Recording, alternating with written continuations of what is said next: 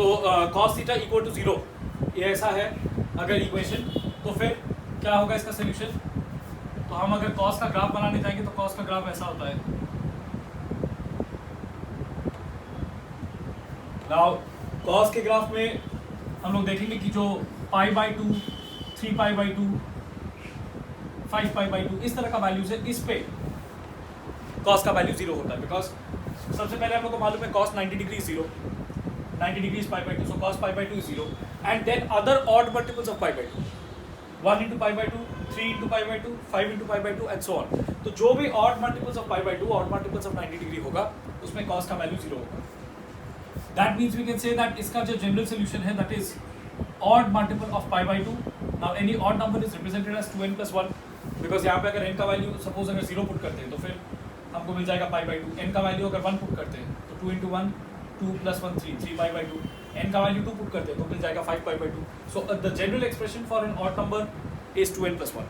तो odd multiple of π/2 means 2n plus 1 into π/2, ये इस इक्वेशन का जनरल सोल्यूशन है। अगर हम लोग को फिर cos theta equal to cos alpha ऐसा इक्वेशन अगर दिया हुआ हो तो इसका सोल्यूशन होगा theta is equal to 2n pi plus minus alpha, given the fact that alpha is in between 0 and pi. ये कंडीशन सेटिस्फाई करना पड़ेगा, इस कंडीशन का अपना इंपॉर्टेंस है। Only then we can use the solution for this equation. Let's take an example. If we are given cos theta is equal to √3/2, so that means cos theta is equal to cos 30 degree मतलब cos π/6। Now if we use this solution, theta is equal to, we can first of all π/6 is in between 0 and pi, तो ये condition satisfied है, so we can use this solution। तो theta is equal to 2n pi plus minus π/6। Now if we put n equal to 0, what do we get? n equal to 0 से ये part पूरा 0 हो जाएगा, we have plus minus π/6, that is π/6 and minus π/6। Now cos π/6 is equal to √3/2, वो तो है ही, तो theta can be π/6, and cos of minus π/6 is also is equal to cos π/6, because हमने बताया था कि माइनस जो है एंगल के साथ अगर माइनस रहता है तो it gets absorb in the case of cos and sec। cos ये भी that will be equal to cos π/6, that is equal to √3/2। तो cos minus π/6 is equal to cos π/6 equal to √3/2। That means minus π/6 can also be a solution of theta, because cos of minus π/6 is also √3/2।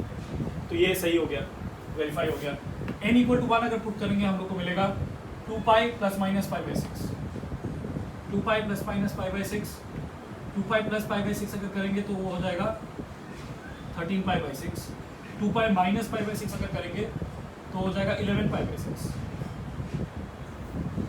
Now in both the cases अगर हम लोग ये देखें cos of 2π plus π/6, that will be equal to cos π/6, because 2π plus something में क्या होता है, just 2π गायब हो जाता है, तो वो भी √3/2 आएगा।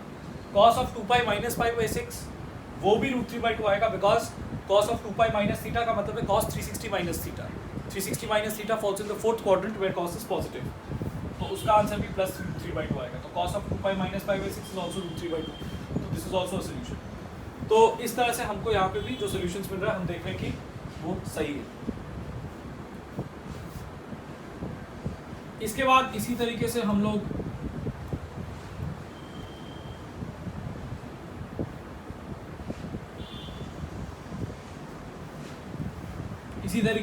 tan के लिए भी बोल सकते हैं, tan थीटा